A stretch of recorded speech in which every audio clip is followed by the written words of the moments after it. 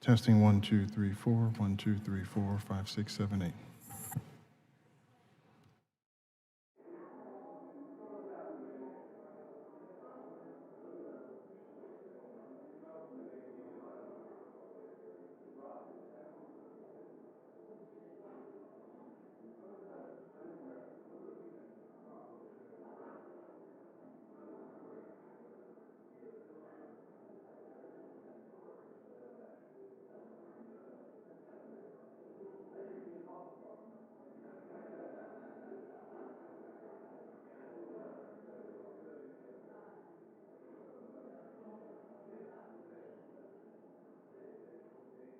Testing 1, 2, 3, 4, 5, 6, 7, 8. 1, 2, 3, 4.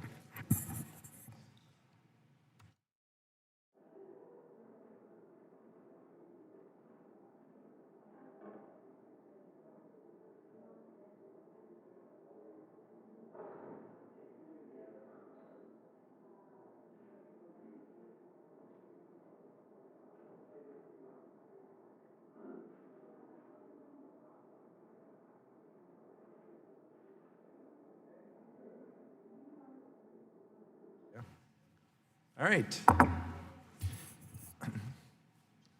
All right, this hearing will come to order.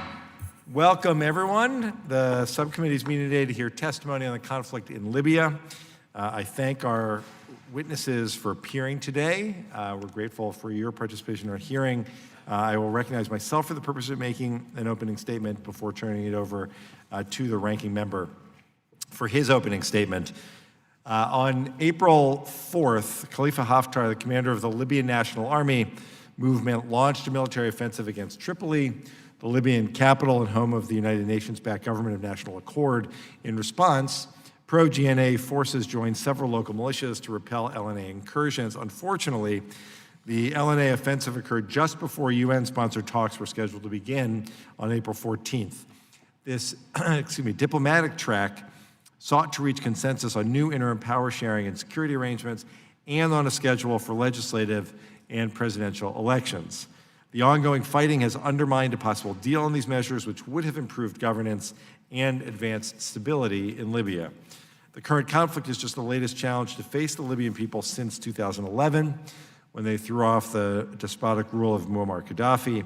It is the largest outbreak of violence in Libya since 2014, which occurred when Haftar tried to seize power and resulted in the de facto division of the country that persists until today. According to the United Nations, since April 4th, more than 450 people have been killed, over 2,150 wounded, and more than 63,700 displaced in Libya. There are more than 665,000 migrants in Libya, and approximately 3,100 are detained in Tripoli, where they are at risk of starvation, human rights violations, or simply being caught in the crossfire between the LNA and GNA forces. Many of these migrants hail from countries other than Libya, and I'd like to share two of their stories. Haben left Eritrea in 2015 to create a better life for his family. He was kidnapped in Sudan and sold to human traffickers who tortured him for a year to coerce money from his loved ones. After his family purchased his freedom, Haben was put on a boat intercepted by the Libyan Coast Guard in the Mediterranean. He is still in prison in Libya and fears his son will grow up fatherless. Yasser is a refugee from Darfur whose village was burned down by the Janjaweed militia. He escaped Darfur in 2016. His smugglers, however, refused to release him and brought Yasser to Sabrata in western Libya, where he was tortured until the militia holding him fell to GNA forces in October 2017. However, he was not allowed to leave Libya and remains imprisoned in appalling conditions. These are just two of hundreds of thousands of migrant stories, yet the Libyan conflict is not only a humanitarian crisis, but it is one that directly threatens the United States' interest. Libya lies just south of Europe, only a few hundred miles across the Mediterranean from Italy and Greece. It is home to the 9th largest proven oil reserves in the world, and until the recent uptick in violence, produced approximately 1.1 million barrels of oil per day. Libya also contains an ISIS affiliate that engages in brutal violence and seeks to launch attacks throughout North Africa and into Europe. U.S. Special Operations Forces recently withdrew from Libya because of the current offensive, reducing pressure on ISIS fighters in the country.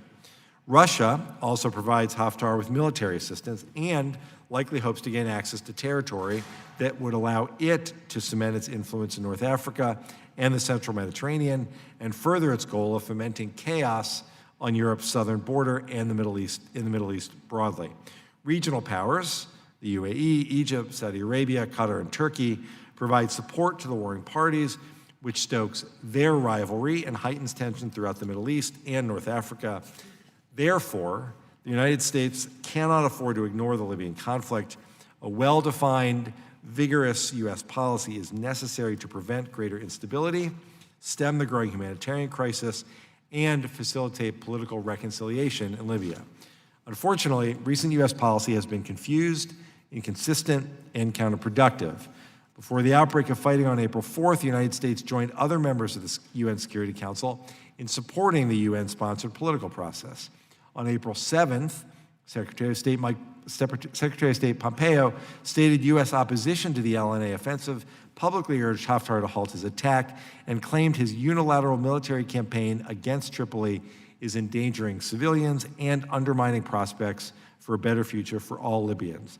However, only 8 days later, President Trump held a phone call with Haftar and praised Haftar's significant role in fighting terrorism and securing Libya's oil resources. President Trump reportedly failed to urge Haftar to agree to a ceasefire or to return to the political reconciliation process. And whether the president realized it or not, many on the ground in Libya and around the world perceived that phone call as tacit support for Haftar and the LNA movement. The call significantly undermined the United Nations and the GNA and hindered attempts to broker a political solution to the conflict. Moving forward, it is imperative that the administration articulate a clear U.S. policy in Libya. The United States must convince outside powers to end their military support to the warring parties. With the exception of Russia, the United States maintains strong relationships with all the states intervening in Libya. The assistance these states provide to their Libyan patrons perpetuates the conflict, fosters greater instability, and must cease. The United States should also support an immediate ceasefire, reiterate its commitment to political reconciliation, and unequivocally reject any military solution to the Libyan conflict. Only a political process can secure U.S. interests, stabilize Libya, reduce the threat of terrorism, and most importantly, provide peace and opportunity to the Libyan people. With that, I will now turn to Ranking Member Wilson for his opening statement. Thank you, Chairman Deutsch, for calling this timely hearing. We're all concerned about the recent resumption of sustained violence in Libya as Eastern forces led by General Khalifa Haftar clash with forces loyal to the internationally recognized Libyan Government of National Accord, or GNA, near Tripoli. Nearly 8 years after Gaddafi's removal, the situation in Libya appears worse than ever. Despite backing by the United Nations, the Western-based GNA has not been able to consolidate control of the country and provide a real measure of security.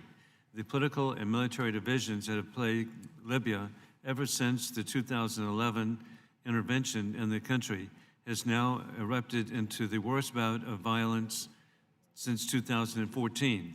443 people have already been killed, over 2,000 wounded, and over 60,000 civilians displaced.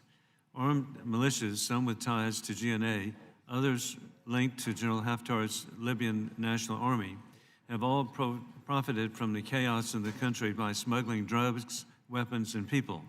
The recent clashes between the GNA and LNA aligned forces can also breathe new life into the terrorist groups like al-Qaeda's local affiliate, Ansar al-Sharia, which has already vowed to fight Haftar's forces in Tripoli. ISIS in Libya has also exploited the security vacuum in the country, steadily increasing its activity throughout 2018 and launching an attack in central Libya in April and an attack on Haftar's forces in the south earlier this month. And as we've seen in other conflict zones, the renewed clashes between the GNA and LNA-aligned forces will only re-energize illicit elements in the country, both criminal networks and terrorist groups that will be the main beneficiaries. Compounding Libya's many problems are the host of international actors backing different sides in the conflict. Despite the international community's endorsement of the GNA, Saudi Arabia, the United Arab Emirates, Egypt, and Russia have sided with Haftar's forces. Russia has actually been supplying the LNA with parallel Libyan currency to keep it afloat. Meanwhile, Qatar and Turkey have provided support to Islamist militias fighting the LNA, fostering a dangerous network of armed militias across the country. While some were hopeful that Libya was headed toward reconciliation after the meeting between Haftar and GNA Prime Minister-designate Siraj in Abu Dhabi in February, the renewed clashes have been the eventuality make that ever more remote. Meanwhile, Haftar's forces have made significant advances in over the past year and a half, seizing the country's major oil infrastructure in the center and southwest. The truth is that everyone's Libya policy is failing. The United States-backed government in Tripoli has simply not been able to stabilize the country. The new reinvigorated military challenge by the LNA is further proof of that. What's more, our counterterrorism policy in the country is faltering. Instead of terrorist groups weakening, ISIS and al-Qaeda appear to be strengthened. Libya's instability is a major challenge to U.S. interests, and we need a concerted effort from this administration to make it a priority.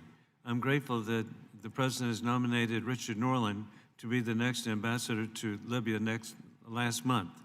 Mr. Norland is a career diplomat who previously served as ambassador to Uzbekistan and Ukraine. I urge the Senate to confirm this much-needed appointee. I also urge the administration to fill the special envoy slot to bolster our Libya policy. Defeating ISIS and al-Qaeda in Libya will require an end to hostilities in Libya so that the terrorists can no longer exploit both the security vacuum and the grievances of local populations. We will not drone our way out of this mess. The Libya threat necessitates bold U.S. leadership and real political commitment to reach a comprehensive political solution that will ultimately stabilize the country. Fortunately, we're joined today by a panel of Libya experts who will begin to address these issues. I look forward to hearing their thoughts on the role Congress can play in shaping U.S. policy regarding Libya, as well as what the United States can do to facilitate real political stabilization in the country. Thank you again, Chairman Deutsch, and thank you for the witnesses being here today. I yield back the balance of my time.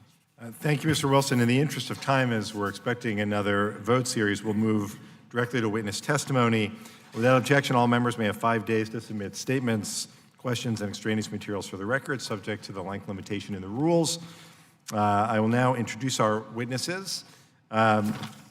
Dr. Frederick Wehrey is a senior fellow in the Middle East program at the Carnegie Endowment for International Peace, focused on North Africa and the Gulf. He's been traveling regularly to Libya since 2009 and is the author of a recently published book on the country's struggle after its 2011 revolution. Dr. Wehrey is also a 21-year veteran of the active and reserve components of the U.S. Air Force, with tours across the Middle East and North Africa. Thank you, Dr. Wehrey, for being here. Thank you for your service. Ms. Doherty is next. Megan Doherty is the Senior Director for Policy and Advocacy at Mercy Corps. She previously served in the U.S. Department of State as a Senior Advisor in the Near Eastern Affairs Bureau and as Senior Coordinator for U.S. Assistance to Libya. She also served as the White House National Security Council Director for North Africa. Ms. Doherty has conducted extensive research and worked on multiple civil society and governance programs in Libya. We welcome Ms. Doherty. Mr. Benjamin Fishman is a senior fellow at the Washington Institute for Near East Policy and an adjunct assistant professor of security studies at Georgetown University. He previously served on the National Security Council, where he held several posts, including executive assistant to Ambassador Dennis Ross, director for Libya, and director for North Africa and Jordan. Since leaving government, he was a consulting senior fellow at the International Institute for Strategic Studies and an adjunct defense policy analyst at the RAND Corporation. And finally, Mr. Thomas Hill is the Senior Program Officer for North Africa at the United States Institute of Peace, focusing on Tunisia, Libya, and Algeria. Before joining USIP, he was a visiting fellow at the Brookings Institution, where he focused on reforming civilian U.S. foreign policy agencies. Most importantly, Mr. Hill previously served as senior professional staff member of the House Committee on Foreign Affairs, majority staff covering North Africa, and as a foreign affairs officer in the Bureau of Near Eastern Affairs at the United States Department of State. Thanks all of you for being here today. Let me remind the witnesses to please limit your testimony to 5 minutes. Without objection, your prepared written statements will be made part of the record. We're so grateful that all of you are here today. And Dr. Wehrey, we will start with you, please. Chairman Deutsch, Ranking Member Wilson, members of the subcommittee, thank you for the opportunity to speak with you here today on Libya's conflict. I join you as someone who's been visiting the country for nearly a decade and interviewed most of the key players, including the man at the center of the conflict, Khalifa Haftar. During repeated trips to Tripoli, I've also felt Libyans' frustrations at the Government of National Accord, or GNA, and I've seen the misery inflicted by the militias that are nominally aligned to that government. What these trips underscored is that there is no black and white in Libya, no easy fixes, and attempts to pick a savior or a winner have always backfired. Mr. Chairman, the current fighting is partly the outcome of exclusionary politics, economic corruption, and unresolved fractures going back to the 2011 revolution. On top of this, meddling by regional states and international missteps, including by the United States and the United Nations, have brought Libya to this point. But the ultimate blame for this war rests on the shoulders of General Khalifa Haftar and his April 4th assault on the capital. The attack follows a long pattern by Haftar of threatening democratic institutions and undermining political dialogue with military force in favor of military rule. None of the arguments for his offensive hold up to much scrutiny. There is no question that the decrepit Government of National Accord in Tripoli needs to be replaced, but that is precisely what the United Nations process was supposed to do through a national conference and elections. Haftar had even been offered a prominent position in a governing arrangement, but he rejected that in favor of the attack, which occurred just 10 days before the national conference. There is also no question that Tripoli's mafia-like militias need to be dismantled. But here again, modest but steady progress was being made to curtail their power just before Haftar's attack under the leadership of a pragmatic Minister of Interior in Tripoli with international help. And at any rate, the way to deal with entrenched militias is through political and economic tools, not a military assault with heavy weapons on civilian areas. Tragically, this war has given the militias, including a range of undesirable sanctioned individuals, a new opening that will be difficult to reverse. Haftar's counterterrorism rationale is flawed as well. The security vacuum created by this offensive has been a boon to the Islamic State, which has already increased its attacks since the war started. But perhaps the biggest fallacy concerns the notion of Haftar's decisiveness, the idea that he could quickly take Tripoli and unify the country. That has not happened, and it will not happen anytime soon. Instead, his attack has produced a widening civil war that threatens Libya's geographic coherence and is unraveling its social fabric. As the fighting drags on, oil production will come under risk, and as Haftar demonstrates his staying power outside of Tripoli, his regional backers will be tempted to increase their military assistance. We're already seeing that. In turn, the GNA-aligned forces are seeking external military help of their own. In the midst of all of this, the international response has been marked by ambivalence, divisions, and increasing support to Haftar. To move past the impasse, a robust and even-handed American response is needed. A more resolute U.S. policy in this crisis does not mean owning the Libya problem. Even modest U.S. diplomacy could prevent the country from spiraling into greater conflict. In particular, the U.S. should focus on 3 core areas. First, the United States should exert diplomatic leverage to dissuade regional meddlers from sending arms and material to both sides.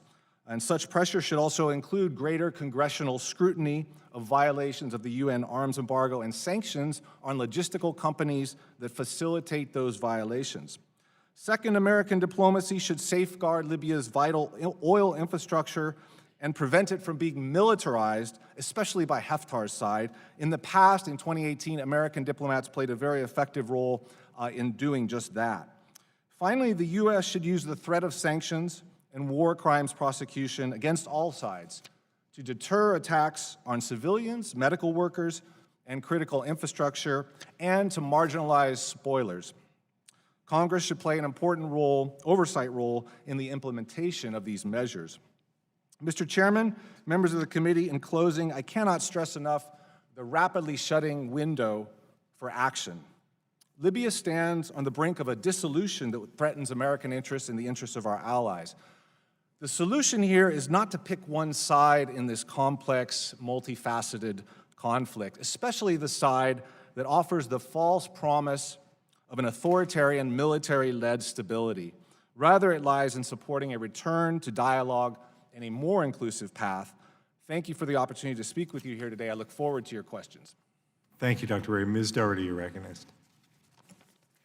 Chairman Deutsch, Ranking Member Wilson, and members of the subcommittee, thank you for the opportunity to testify on the humanitarian dimensions of the conflict in Libya. I will briefly summarize the situation on the ground and make recommendations for moving forward.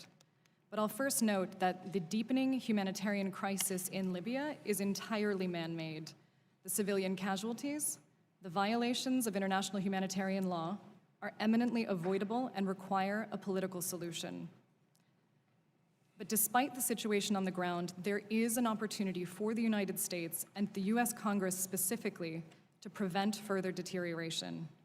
The Libyan people have now endured a near decade of insecurity, economic dysfunction, and political instability.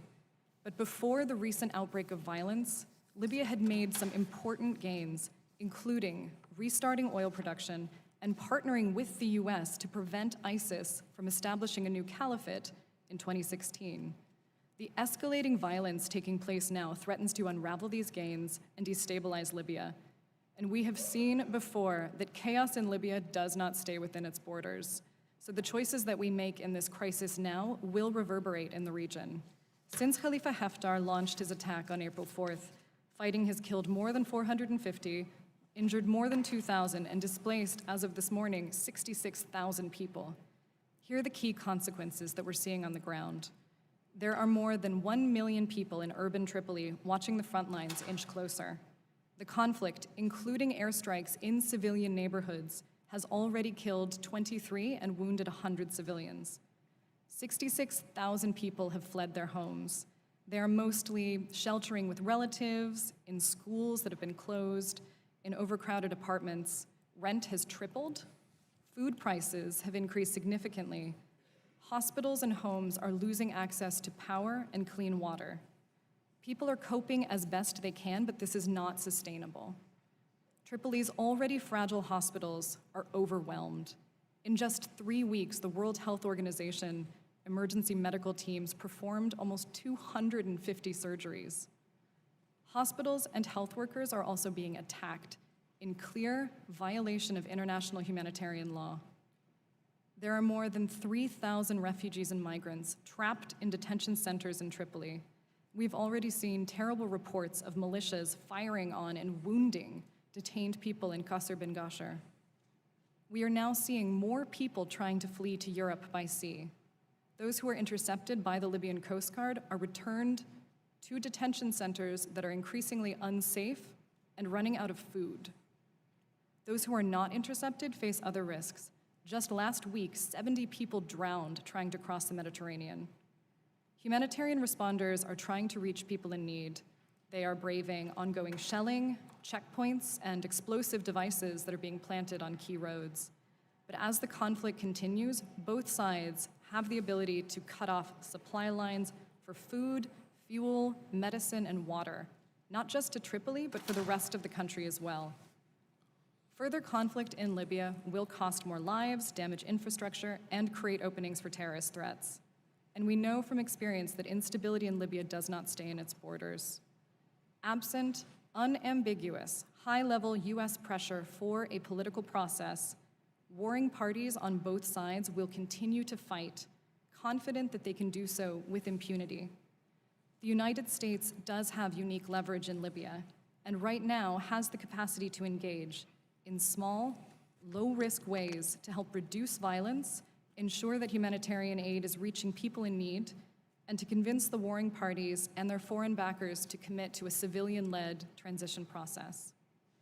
The U.S. should immediately call for a ceasefire, including through a UN Security Council resolution, publicly and privately reaffirm support for the UN-led political process, including through bipartisan statements from Congress, and pressure all parties to respect human rights, international humanitarian law, and to ensure safe, continued humanitarian access, including to refugees and migrants who remain the most vulnerable in this conflict. A return to a political process is vital, but more work will surely need to be done to address Libya's longer-term stability challenges. It is, however, a necessary first step to save lives and move from this conflict towards a more inclusive, Libyan-led peace process and to longer-term recovery. Thank you for the opportunity to testify today. I look forward to your questions. Thank you, Ms. Doherty. Mr. Fishman, you're recognized. Is your microphone on, Mr. Fishman? Chairman Deutsch, Ranking Member Wilson, members of the committee. Libya's future as a peaceful, prosperous, and free country has never been more under threat since 2011. At the same time, the United States lacks a clear policy and strategy toward Libya, which makes this hearing especially timely. From the onset of Libya's transition, U.S. policy toward Libya has actually been relatively consistent.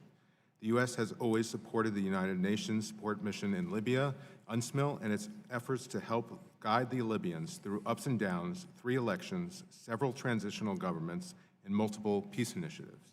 This was the policy of the Obama administration and until recently, the Trump administration. Even the Trump administration, which I have consistently urged to pay more attention to Libya, helped support Ghassan Salame, the head of UNSMIL, initiate his 2017 action plan to reinvigorate Libya's stalled transition. The administration seemed on track to maintain this policy after General Haftar launched his brazen offensive against Tripoli on April 4th. As the chairman mentioned, on April 7th, Secretary of State Pompeo said the U.S. opposed Haftar's offensive and emphasized, quote, "there is no military solution to the Libya conflict." But several days later, President Trump called General Haftar and acknowledged Haftar's role in securing Libya's oil and fighting terrorism, Haftar's professed reason for attacking Tripoli. There was apparently no mention of a halt in fighting or returning to negotiations. Following the phone call, the U.S. refused to support a UN Security Council resolution calling for a ceasefire, ironically joining Russia in their existing support for Haftar. The effect of the Trump call signaled American ambivalence at best toward the latest fighting in Libya. Moreover, President Trump elevated Haftar to a head of state level, playing to his ego with the likely impact of spurring on his offensive. The fight for Tripoli is now in its 41st day. The longer the conflict persists, the harder it will be to recreate an environment where negotiations and a political solution will be acceptable to either side. So what to do? First and foremost, the White House needs to establish a clear policy toward Libya. Is it in favor of Haftar, or does it support an immediate ceasefire and a return to UN-led negotiations? Either way, it must express a clear set of preferences. A good beginning would be to echo Senator Lindsey Graham when he appealed to the administration to, quote, reaffirm past statements rejecting a military solution in Libya and pushing for political reconciliation. The first priority should be halting the violence. The U.S. should lead an effort to impose an unconditional ceasefire at the UN Security Council. Second, the U.S. needs to conduct a serious effort to end outside support to Libya's warring factions. The introduction of new weapons and technologies, such as strike-capable Chinese-made drones on Haftar's side, not only threatens continued escalation in civilian casualties, but clearly violates the UN arms embargo. Finally, the U.S. has to be at the table, represented by senior officials when the negotiating process resumes. a more intense level of U.S. engagement on Libya is necessary if the UN will be able to reconstitute its peace and unity efforts. Congress can also play an important role. Last September, Congressman Liu sent a bipartisan letter to then Ambassador Nikki Haley, co-signed by Chairman Deutsch and 3 additional members of this committee. It urged the U.S. to invigorate support for Salome's action plan and to discourage our partners, quote, support of proxy forces inside Libya and violations of the arms embargo. I humbly suggest this committee send a similar bipartisan letter to the White House, asking for an immediate clarification of U.S. policy on Libya and encouraging the steps outlined above. Thank you for this opportunity, and I look forward to your questions. Thank you very much, Mr. Fishman. Mr. Hill, you're recognized. Chairman Deutsch, Ranking Member Wilson, members of the subcommittee, thank you very much for the opportunity to testify on the conflict in Libya today. I'll be summarizing my written testimony in the interest of time. I am currently the Senior Program Officer for North Africa at the U.S. Institute of Peace, although it wasn't so long ago that I was staffing some of you on North Africa issues as the Senior Professional Staff Member on this committee for Chairman Ed Royce. It's a pleasure to be back amongst so many friends and former colleagues. I'd like to note that the views I express today are my own and not necessarily those of the U.S. Institute of Peace, which does not take policy positions. Today's hearing is important because the conflict in Libya represents a direct threat to U.S. national security interests. The collapse of state institutions in Libya has created a conduit for irregular migration into Europe, producing instability and increasing the threat of violence and terrorism. Unable to police its own territory, Libya is now a staging ground for terrorist attacks in neighboring Egypt and Tunisia, 2 critical allies of the United States. And these terrorists are funding their operations in part through the smuggling of weapons, goods, and people. The reports of modern-day slavery are horrific. In testimony before the Senate Armed Services Committee in March of 2017, General Tommy Waldhauser, the commander for U.S. AFRICOM forces, testified that, quote, the instability in Libya and North Africa may be the most significant near-term threat to U.S. and allied interests on the continent.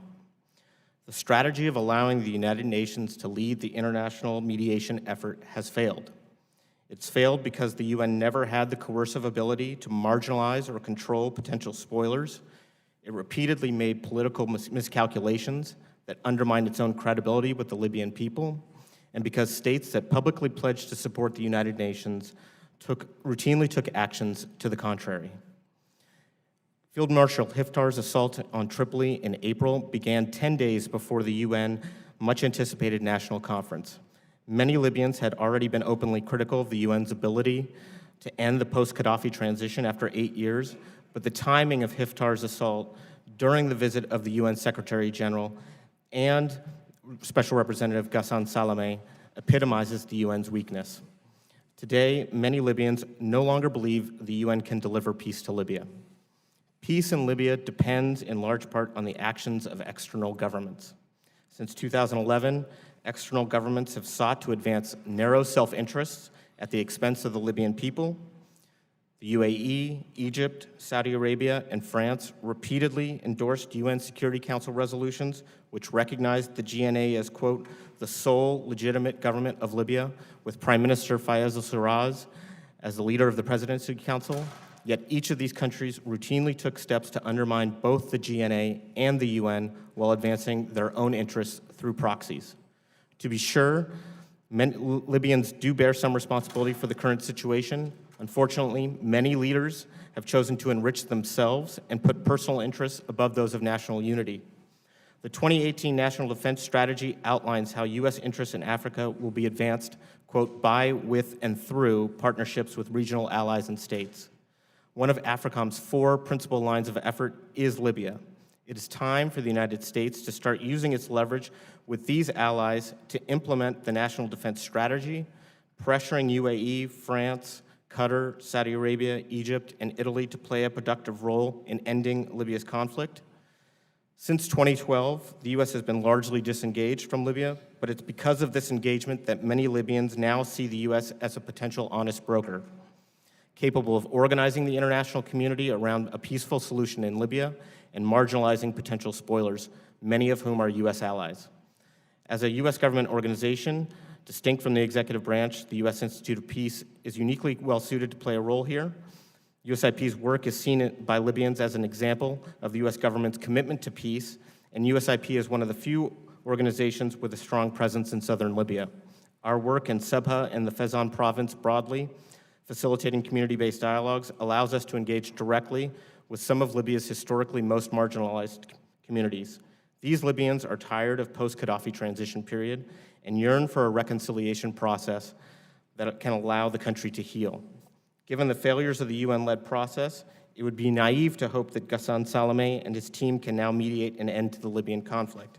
Many of the external actors that publicly supported the UN in the past have now explicitly or implicitly endorsed Haftar's military assault, helping to make the GNA and Siraj effectively irrelevant. Some have welcomed Haftar's military campaign and perceive him as a bulwark against Islamic extremism and terrorist organizations. This is a gross misreading of the man and those within his LNA forces.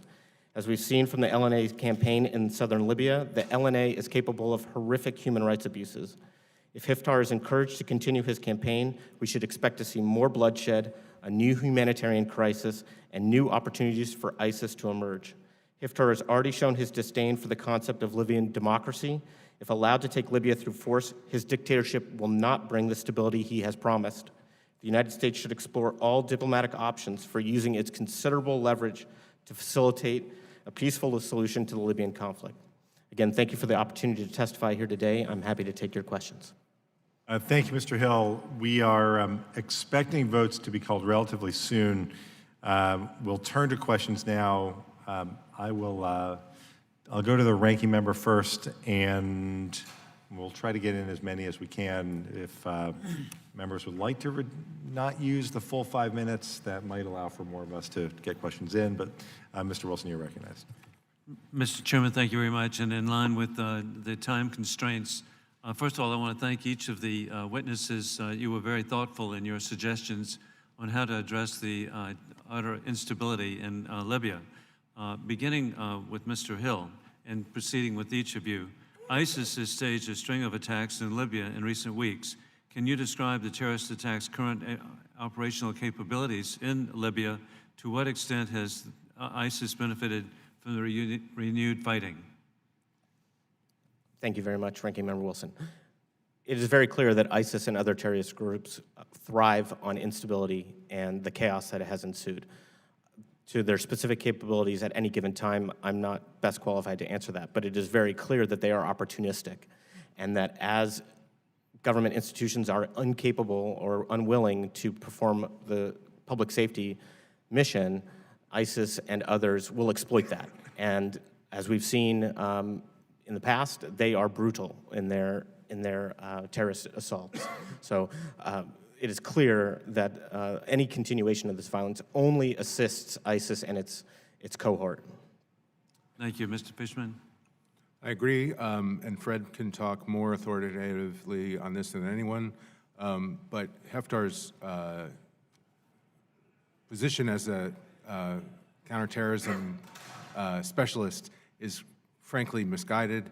The actual people who cooperated with the U.S. government and AFRICOM in 2016, when a 6-month operation took place to rid ISIS of Sirte, were largely a group from Misrata.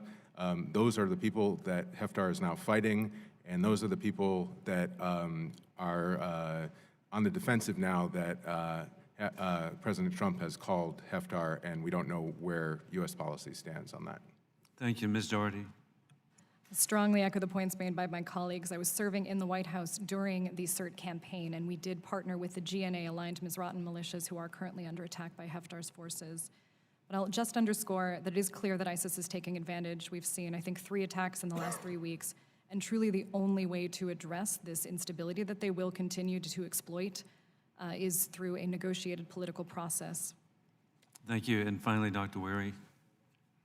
To echo what was said, ISIS is definitely on the rebound. Last year alone, they conducted about 25 attacks, including against key installations or institutions in Tripoli, the National Oil Corporation.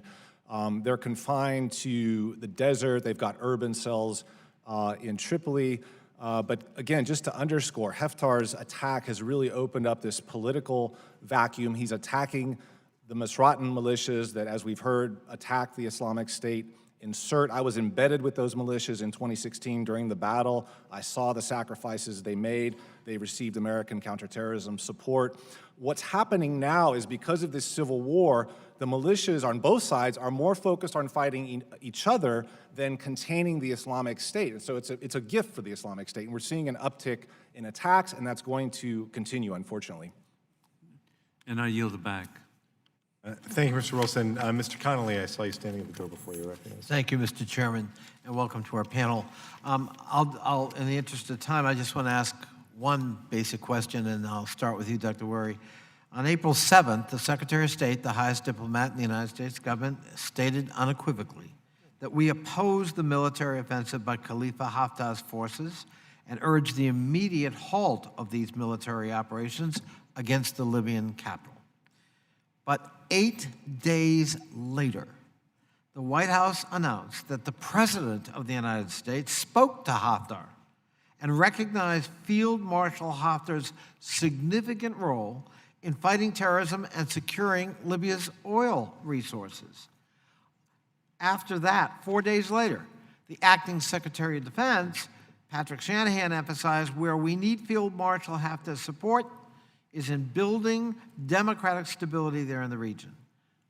What in the world would account for such an enormous pivot in U.S. policy with respect to Haftar in the space of 8 days? What I can say is probably speculation, but what I'll offer is an analysis of its effect on the battle. I think it neutralized diplomatic efforts that were underway to effect a withdrawal of Haftar's forces, to effect a ceasefire. It had a real sort of, shocking effect. Various interlocutors in the region are not, taking U.S. diplomacy. They're confused by it now. Again, I think it's a huge boon to the states that are fueling this conflict, the Arab states.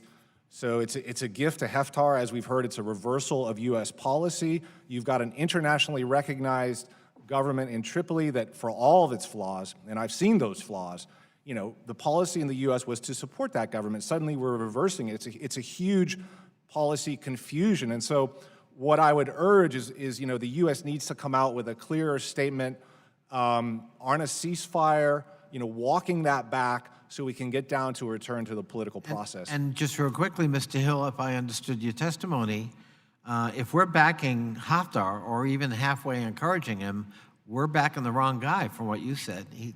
People misunderstand who he is.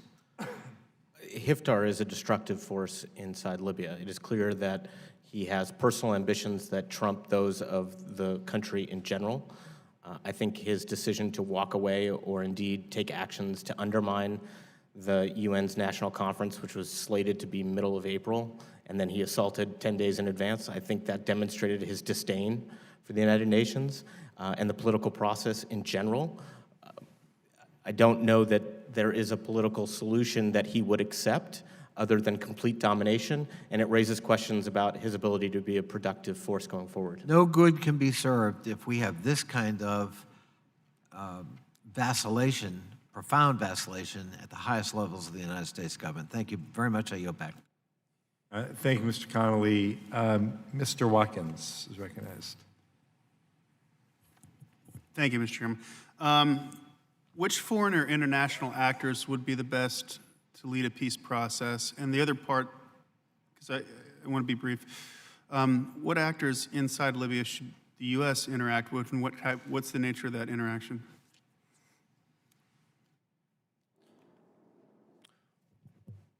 I'll start with the Libyans.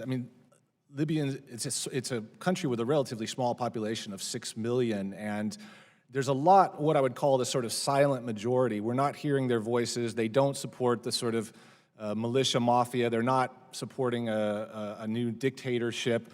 We've been, engaged in serious outreach to them for a number of years, civil society, tribal leaders. There are many Libyans that I met in Benghazi that supported Haftar out of desperation, right? Because he promised a return to order.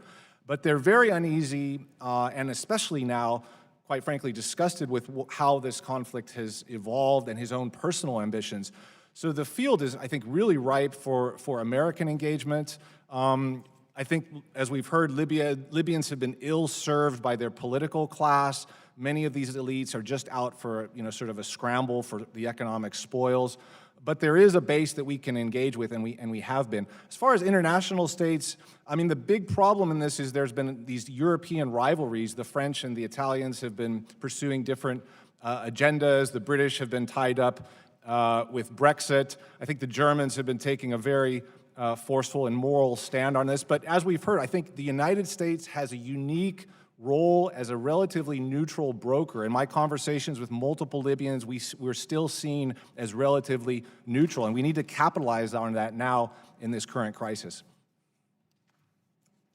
I'll just add on the UN process, or rather on the peace process, that the UN is still, in my opinion, the best avenue towards a negotiated political settlement that'll deliver true progress for the Libyan people. We've seen previously harmful effects by European capitals having sort of elite-led negotiations that have been largely divorced from the realities on the ground, and that the UN-led process with strong US leadership is the right way forward. And I'll caution, we should not be looking towards a binary solution of a Haftar-Sarraj sit-down. Really what we need to be doing is working with the UN to bring in the municipalities, the tribal power brokers, and the Libyans that Fred's talking about, these vibrant civil society activists and marginalized voices. And to add to that, that's why the timing of this offensive was so egregious, because Haftar basically preempted this UN organized dialogue. There's no question that the UN efforts have stymied repeatedly over the years. The structure of compromise has been ugly. But that needs to be the center of gravity of negotiations, despite what my colleague, Mr. Hill, said. And the U.S. is the best position to reinforce the UN's ability to get the parties to the table, including to reject or to send a strong signal that other regional actors and spoilers need to step away from interfering in Libya's transition. I think we'd all agree that the U.S. has a unique role to play and has the ability, the leverage to bring many of the players who are currently playing an unhelpful role around a table to try to talk through some of this. But ultimately, this has to be a Libyan-led process. This doesn't get resolved unless Libyans themselves are able to find a path towards reconciliation. So while the U.S. or UN, we could debate about which one should start the conversation and start to try to remove some of these external actors that have been so unhelpful, at the end of the day, this has to be a Libyan-led process. Thank you. I yield the balance of my time. Thank you, Mr. Watkins. Mr. Allred, you're recognized. Thank you, Mr. Chairman, and thank you to our panel. I think you have brought up some very good points in your written testimonies and here today, and I think it's a very important topic. I want to begin with why the U.S.'s leadership is so critical here. You all touched on it briefly in the last question. With the Europeans having their own disagreements here, with our own regional allies putting their hands into the pot, with Russia also having some equities here, why is the U.S.'s leadership role so critical in Libya? And Dr. Wehrey, if you could begin.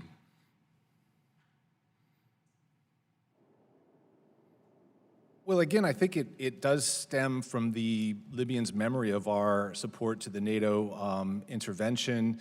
And again, we're seen as sort of above these sort of petty squabbles that define other powers. And I think we've shown our ability in the past with some very forceful diplomacy to safeguard Libya's national institutions, especially on the oil. In the summer of 2018, American diplomats were crucial in basically persuading General Haftar to return oil installations that he'd seized to the rightful control of the National Oil Corporation.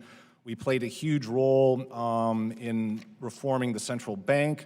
We've supported counterterrorism efforts So again, we're not seen as backing narrow agendas. Of course, our interests lie in counterterrorism, but I think that, again, the perception in Libya is that we can act as this very important broker. Thank you. Ms. Doherty? Thank you. So I lived in Libya right after the revolution in 2011 and 2012. I was in Benghazi and Tripoli, and then later in Tripoli in 2013 and 2014. And in those early days in Benghazi, I saw the gratitude that the Libyan people felt towards the United States, and the fact that 700,000 people in Benghazi were sheltering and thinking that they were going to be brutally massacred by a dictator, and that the United States stood up. And that legacy looms large in how they perceive the United States today. Because we don't have the colonial legacy, because of that we don't have the geographic proximity, we are still seen as a neutral and a trusted and an important actor. In fact, the Libyans that I still talk to today, many of whom are in Tripoli and quite scared about what's happening right now, are asking for the U.S. to reassert itself diplomatically and play a leadership role. Mr. Fishman? So there's a difference between U.S. Engagement and leadership and U.S. taking ownership over the issue. President Trump sent a really significant signal in April 2017 when he said publicly with the then Italian Prime Minister, we have no role in Libya except for counterterrorism. That enabled the bureaucracy to continue helping Libya on the important technical issues that Fred mentioned, but on a political level, it really signaled to the rest of the world that the executive branch really doesn't care. That was also reflected in the fact that there have been 3 presidential level summits, 2 in France, 1 in Italy. The head of state, the representative from the United States, was a mid-level State Department official, not head of state, not even Secretary of State.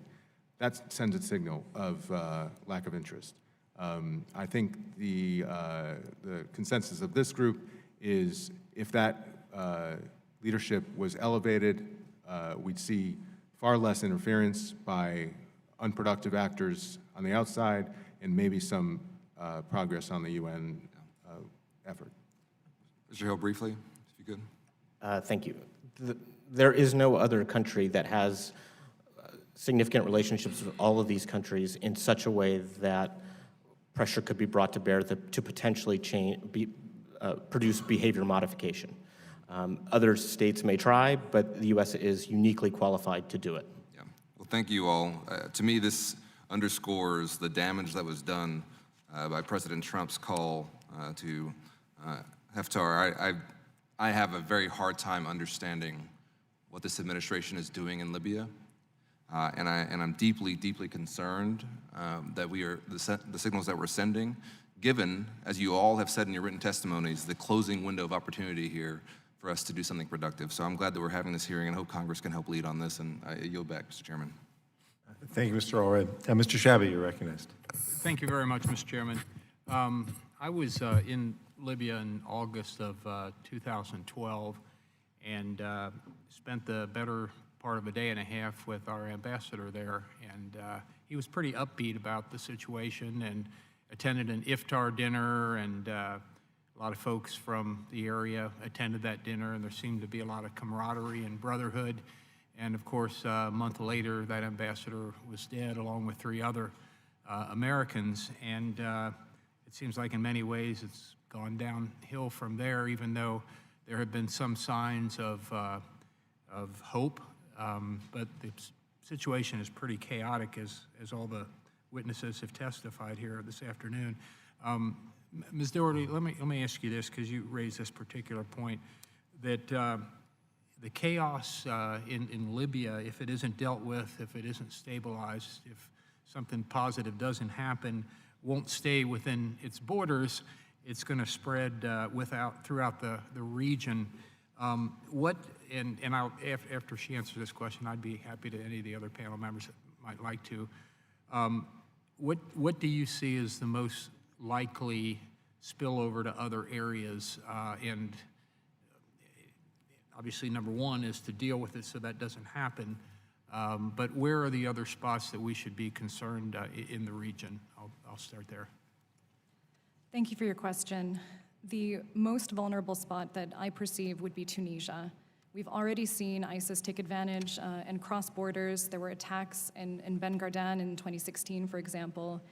So Tunisia, I believe, remains a great risk. Beyond that, Libya's southern borders are particularly porous, in some cases almost non-existent. And so there are threats to the Sahel that we should be looking at. And the South in particular is extremely difficult from both security and an economic perspective. So more attention in general needs to be paid there. But that is where we have seen, in fact, the most recent ISIS attacks take place. And then there's obviously the maritime border with Europe and the vulnerability that'll be exposed there if we don't have a stable government partner that we can work with. Thank you very much. Any of the other panel members that want to touch on it, you're welcome to. I just Fishman? mentioned there are tens of thousands of not only African but Asian migrants stuck in Libya, all before this latest iteration of the civil war. The Southern European countries, especially Italy, has been trying to keep them there, but long term, they got to go somewhere. Spain is now the most common route for migrants to Europe, but you're talking about tens of thousands of people and increasingly duress. Megan alluded to it in her statement that just they're so desperate that people are drowning by swimming across to find rescue boats. That situation is going to be unbearable. Okay, thank you. I would add that, Yes. while I agree with my colleague Megan about Tunisia is certainly the frontline state, and you might consider lumping Egypt in there, that also Europe is paying a huge cost for the flood of migrants, and both from a counterterrorism perspective, but also a political stability perspective. And that can't be underappreciated because it does directly impact U.S. interests. And so I wouldn't want to miss that piece of it. Thank you. Let me just underscore the threat to Tunisia. I mean, Tunisia's fragile democracy is already under strain. There's backsliding in terms of authoritarianism. That border, I've spent time on that border. I was actually there when the ISIS attack occurred. It's a haven for smugglers. As forces that were on that border are now drawn into the civil war, it's going to get worse. I'm very worried about a sort of securitizing of the Tunisia problem along the border. The border communities that depend on trade are going to suffer. To reiterate the concern on the South, again, I was in the South in 2017. It's a desperate situation for these communities in Niger, Chad. Some of them are being drawn into the conflict. They're being used as mercenaries by Khalifa Haftar's forces. And so this is having a devastating effect on those southern countries. Okay, thank you. I've probably got time for one more question. Ms. Doherty, I'll make this one a quick one. As far as you had mentioned that emergency medical workers, et cetera, are under attack right now. Is there anything that we, our allies, our friends in Libya can do to protect them more? What should be done about that? Thank you for that question. The most helpful thing would be a ceasefire and a return to a political process. And so we hope that the United States, including Congress, will stand up and push for that. Beyond that, ensuring unimpeded humanitarian access, so calling for set times at which there can be safe evacuations of civilians and the delivery of humanitarian aid. Right now, it's very messy. There are a lot of first-line responders who are endangering themselves and going to the front lines. And so if there were set times at which there would be a cessation of hostilities where aid could be delivered, that would be useful. Beyond that, the United States could ensure appropriate humanitarian response. There's a Tripoli flash appeal from the United Nations requesting about $10 million that is only partially funded. But the most important thing to do is to stand up and end this conflict. Thank you very much. My time's expired, Mr. Chairman. Thank you, Mr. Shabbat. Mr. Malinowski, you're recognized. Thank you, Mr. Chairman, and thanks to all of you for excellent testimony. We have a tendency to think of Libya as a hopeless case, and it's easy to understand why, but I think as we discuss it, it's important to remember that it wasn't always and perhaps doesn't always need to be. We should remember that after the revolution that toppled the awful Gaddafi regime, Libya had arguably one of the most peaceful and successful multi-party democratic elections of any post-conflict society in recent memory, a civilian government that was committed to democratic principles, to working with the United States in the international community to stamp out terrorism. The promise was stolen by these armed militias, aided and abetted often by outside powers, and not sufficiently discouraged by the United States, arguably over 2 administrations, not just this one. I had the dubious honor in 2011 of meeting Hiftar in Benghazi. He was seen at the time when Gaddafi was still fighting as at least a competent commander, and so many people went to see him, but virtually everybody I met at the time already recognized him as a budding dictator, or somebody who was in it for himself, and nothing that has happened since has been surprising, and you all eloquently described the pernicious role that he is playing today. So one response from this committee, a number of us today will be sending a letter to Attorney General Barr and FBI Director Wray, myself, Mr. Wilson, Ms. Wagner, Mr. Connolly, Mr. Allred, Mr. Trone, among others, asking the Department of Justice to begin an investigation of Mr. Haftar and his subordinates for war crimes.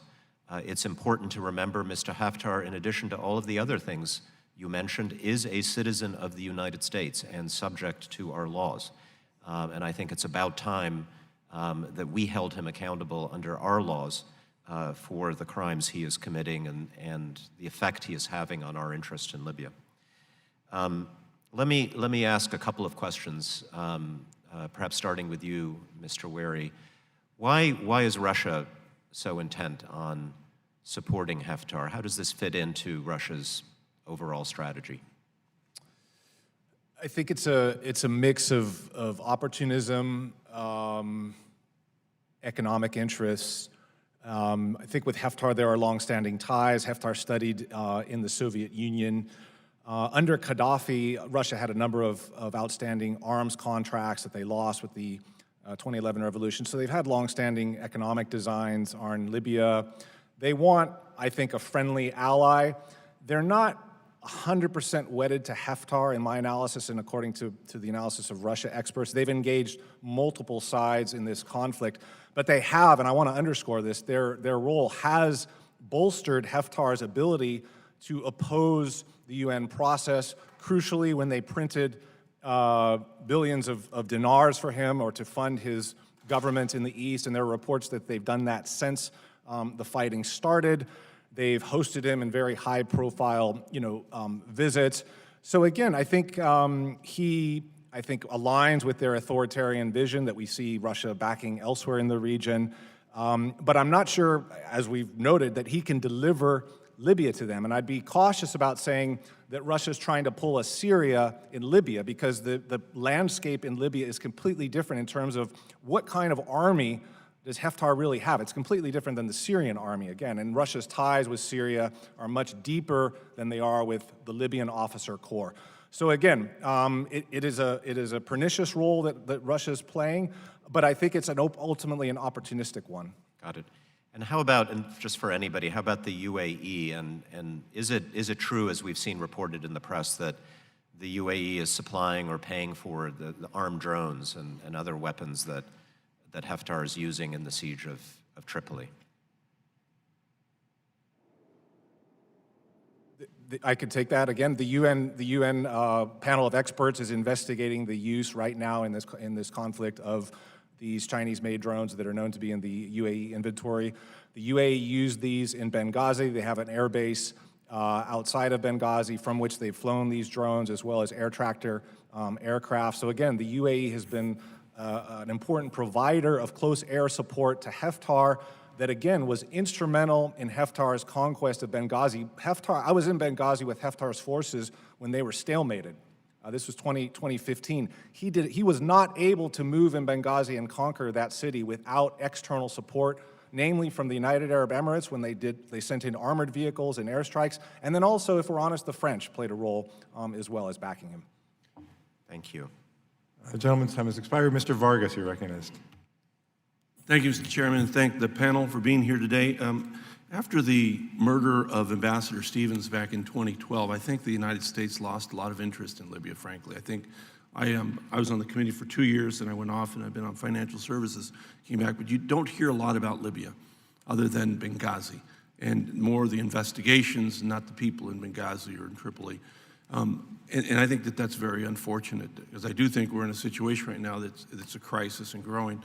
But I was interested in talking more about the issue as it associates with, I think people are looking at the general and thinking that Haftar does have the military strength if he wants to take over the country, a lot like we maybe underestimated Assad.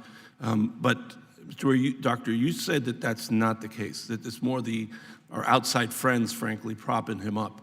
Is that the case? It's been a huge part of his success. If we look at his Libyan National Army, again, it's a bit of a misnomer. It's got a core of regular units, but it's been able to collect tribal and militia units around it. Even in the Battle of Tripoli, he doesn't have sufficient manpower to go into these urban, densely urban areas. If you look at it from an actual force perspective, urban warfare, you need a lot of troops to go into urban fighting. He doesn't have that, so he's relying now on airstrikes, precision air power, and the United Arab Emirates is reportedly providing that. So again, I think the French, the Russians, the Emirates have been crucial to his military advances. And also, I'll mention his sweep across the country with these military forces was often done through negotiations with tribes and cash. He was paying, a lot of these militias in the country are rent-a-militias, right? Whoever pays them the most. Right, well, whether he's cheating or not at war, I mean, it does seem like he has some momentum here, just to be frank, and I was trying to figure out, I think many of us, were the changes in opinion so quickly from the administration when you have the president saying one thing and his top diplomat saying another thing. That maybe the president just believes that this is the guy that's going to win, so we better have a good relationship with him. Otherwise, we're going to lose him to Russia. I mean, it almost seems that way, but that's why I'm curious that you don't have that view at all. I don't at all. I mean, it took him 3 years to win Benghazi. He's stalled on the outskirts of Tripoli now. The reports I'm getting is it's almost equally matched. I mean, he's not able to move in. So he's not delivering as he's promised. Would anyone disagree with that? Yeah. Oh, I'm sorry. No, I didn't mean to even in the interrupt. areas of the south where he's conquered. The big thing earlier this year, he moved across the south, and everyone said, oh, he's securing the south, the oil fields. Those forces have left, right? The south is now back to the way it was before he arrived. So it's a very loose definition of territorial control. Mr. Hill, would you agree with that? Entirely. From all reports, it looks like Haftar's forces have stretched their supply lines to the max. He does not have the ability to move further in, and in fact is now seeking other military routes to create new supply lines so that he can change tactics, because the current siege has not worked or has not produced the results that were intended from his perspective. So I would agree 100% with Fred. Doherty, how about yourself? I would say that 6 weeks of fighting have proven that Khalifa Haftar is not able to take Tripoli quickly. But not quickly, but able to take it. Is he able to take it? I mean, I think the practical sense, 6 weeks is not, it's a large city, obviously. Right. Well, it did take him 3 years to take Benghazi, so if we're in for the long haul, we're looking at an extremely protracted conflict with significant repercussions. But I would say the reports that we're seeing are that the fighting is largely stalemated, and the true game changer would be additional foreign support to Haftar to move the battle. Mr. Fishman? I think Haftar's foreign backers were sold a bill of goods, where when they talked to Haftar, even Mohammed bin Salman, 10 days before this Haftar's move on Tripoli, he was Crown Prince was probably reassured by Haftar's presentation that all would be go smoothly. That clearly hasn't been the case. He's right.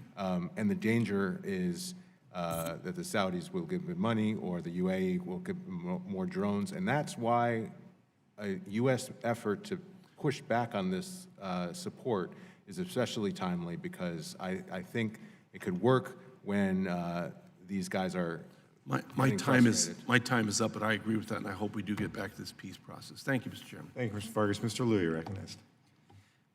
Thank you, Mr. Chair, and thanks for calling this hearing on Libya. Question for Mr. Fishman. Public reporting is that Haftar visited Saudi Arabia in the days before he launched his military campaign. Are the Saudis supporting Haftar? I can only go by reports. I think the visit definitely elevated Haftar's position in the Sunni Muslim world and elevated his position among his Salafi followers.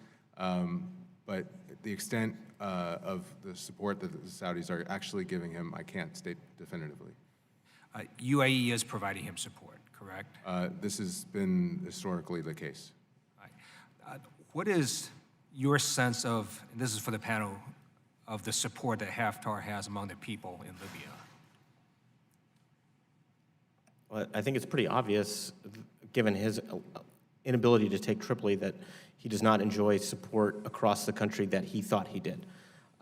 It may be that he anticipated that the fractious nature of the militias and groups within Tripoli would play to his advantage, but those groups all coalesced in an anti-Haftar coalition. So there is a significant and real anti-Haftar sentiment that exists in the country, and I would be skeptical about his ability to unite, or whether or not he should even be seen as a uniter. I'm not sure that that's his objective. I'll just echo that. I was in Tripoli before this started, and some groups in Tripoli, they were so fed up with the militias in Tripoli, they were ready to welcome him in peacefully. But then the way he's conducted this war, he's really turned public opinion against him. Ordinary citizens, militias in Tripoli that were fighting each other are now unified against him. And I'll just mention in the east, in Benghazi, where he really rose to power, there were people that backed him out of desperation. Again, he promised order. He promised a restoration of normalcy in Benghazi. He was going after militias. But then many people I talked to had a sense of buyer's remorse, right? Look, we supported this guy, but then in the areas that he's controlled, he's implemented restrictions on freedom of the press. He's actually allowed Islamists freedom in the social space. So people are saying, look, we didn't sign up for this. So there's huge amount of, I think, dismay about this man and his ambitions and the bargain, really, that comes with supporting him. As it was mentioned earlier, Donald Trump basically contradicted Secretary Pompeo about a little over a week later on support for Haftar. Do any of you know what the current State Department position is on who the United States is supporting, if anyone, in Libya? Does anyone have any idea? Okay, all right, no one has any idea. So let me say, I oppose their intervention of Western powers, including the United States, to take out Gaddafi. I thought it was going to result in a power vacuum and potentially result in a worse case than when he was in control. That looks like what we have now, and it's resulted in this massive humanitarian crisis. So my question now is for Ms. Doherty. The National Organization for Migration estimates that the current fighting in Libya has displaced nearly 60,000 civilians. The IOM considers more than 3,400 migrants detained in and near Tripoli to be at high risk of harm. So what are the UN and others doing to protect refugees and civilians inside Libya? So the UN and humanitarian partners are responding to the best of their ability given the current conflict right now. So IOM is trying to access detained migrants and provide services. The UN Refugee Agency has actually called for all detained migrants and refugees to be released, particularly the ones that are in conflict zones awaiting the front lines. The World Health Organization has about 12 emergency medical teams that they're supporting, and with additional backup teams that are rushing in to the front lines and trying to provide support. Unfortunately, they are doing so at great risk. I mentioned earlier they've lost 12 ambulances, and they've also faced loss of life and injury. So there is a response. It is being mounted right now by many actors, and this is also an opportunity for the U.S. to ensure that the humanitarian response is funded. When you say they lost 12 ambulances, are these because of what Haftar is doing or what the government is doing, or both? So it's very hard to get granular details and attribution, but to the best of my understanding, most of the ambulances have been lost because of shelling and in the crossfire. There was one attack on May 8th. The director of the Tripoli Ambulance and Emergency Services lost his legs in a grisly attack, and the ambulance was taken, and that appears to have been by LNA forces, but further investigation is required. All right, thank you. I yield back. Thank you, Mr. Liu. It looks like votes are about to be called, which will leave just enough time for Ms. Omar and me.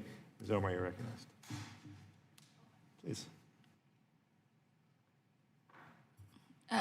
Thank you, Chairman Deutsch, for allowing me to join you in this subcommittee. I think my line of questions were sort of addressed a little bit by Mr. Liu, and I just kind of wanted to see if we can expand on that. I know right now that the conflict and the new reiteration of the civil war is putting a lot of Somali and Eritrean refugees who have been in prisons, who are waiting resettlement in danger, and their particular removal hasn't been decided on. And so I wanted to see if you can maybe give us further details to what you just stated on what their state is and how the United States can assist more particularly in that area.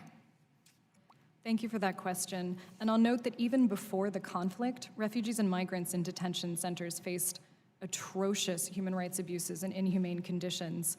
Our ability to help them is even further limited by the fact that we are now in a full conflict. So the best way that we can protect these vulnerable people is to apply diplomatic pressure to end the conflict.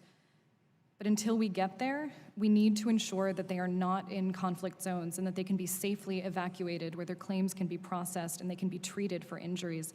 We saw on April 23rd that militias attacked the Qasr Ben Ghasher detention facility, injuring many migrants and refugees who were already facing abominable conditions. So what we're seeing on the ground as this goes forward are more threats, more loss of life to these extremely vulnerable people. And I'll also note that there are even more refugees and migrants who are outside of detention centers, and they do not have access to the same protections or services as regular Libyan citizens who rely on social networks and who rely on families to take them in. So if we look towards how the US can help in this situation, obviously ending the conflict, but also helping make sure that Libyans that are intercepted at sea are not returned to a war zone. These detention centers are running out of food and they're being attacked. So it's not safe to return them. We should also be willing to look at levers for punishing those who violate international humanitarian law, and I hope that the US Congress will look into this further. I appreciate that.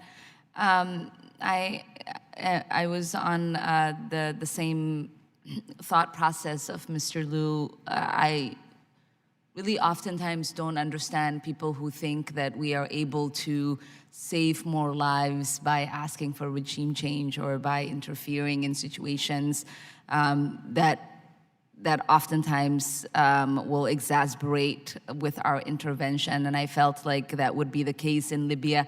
And the Somali diaspora used to say Libya will become the next Somalia. And in many cases, it's had more atrocities occur than in Somalia. One of those is the modern day enslavement that's taking place in Libya, and I know that there aren't a lot of reports that are being focused on that. You don't see that on the evening news.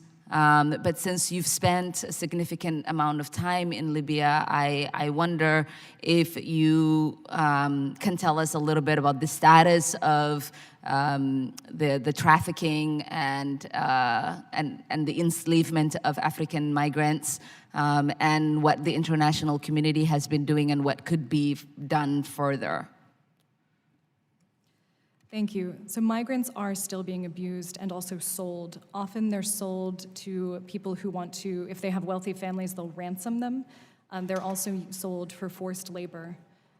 It is a true travesty. There had been efforts both by the United States and other international partners to address some of these systemic human rights abuses, both to improve conditions in detention centers, but also to address the slave auctions and the horrible things that we saw.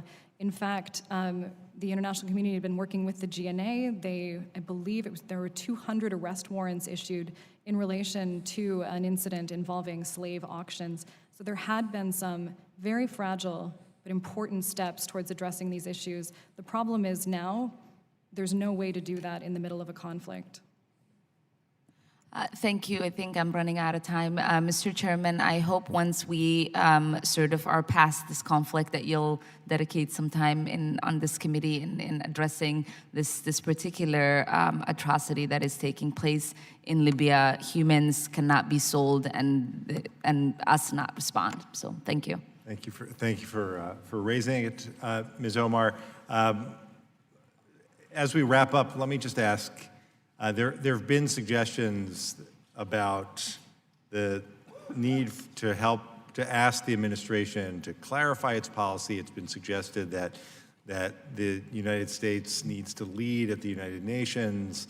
There's been a lot of discussion about the confusion surrounding the president's phone call with Haftar. My question as we wrap this up is be specific. Is there a framework at the United Nations that can work, and what specifically should the United States do to help lead it?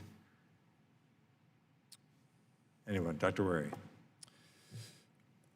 I think for all of its flaws, the UN roadmap of a national, conference and an eventual push toward elections was the right one. Although, again, we have to be careful about a rush to elections.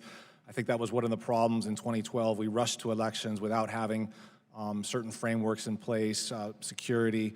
So I think elections right now would be inadvisable. Again, I think a high-level presidential reversal of that statement, clarification is absolutely needed, because if American diplomats are still trying to adopt a more moderate, centrist approach, supporting some sort of ceasefire or something, it doesn't help that statement's out there, right? And so again, I think a very visible public statement is absolutely needed. I think one of the big problems of the UN process was it was not inclusive enough. So again, that was one of the focuses, the points of this national conference, was to sort of widen the circle to include armed groups. There was never really a security track, and so people like Haftar could stand out and later sabotage it. So you've got to talk to these militias. There needs to be a roadmap for building a new security architecture. And I'll just close with something very important. There were actually talks before this war between different armed factions, between different officers, about unifying the army. So there are these contacts ongoing, and I think the United States could play an important role in shepherding those talks and moving them forward. Thank you. So, Ms. Doherty, I'm going to give you the last word here because we have to get to votes. I appreciate that. I will just conclude then by saying that I agree with Fred's comments on inclusion and supporting a process that doesn't rush towards elite-led negotiations or elections, that U.S. diplomacy has played an important role in Libya before, and that we can continue to support the UN, specifically through a United Nations Security Council resolution calling for a ceasefire and future secondments and technical assistance. Thank you. Great. Thank you very much. Thanks so much to all the witnesses. This was an exceptional hearing. Thanks for your testimony. Members of the subcommittee may have some additional questions. We ask that they be submitted, that the witnesses respond to those in writing. I request that my colleagues, to the extent they have questions, submit them within 5 business days to the subcommittee clerk. And with that, without objection, this subcommittee is adjourned.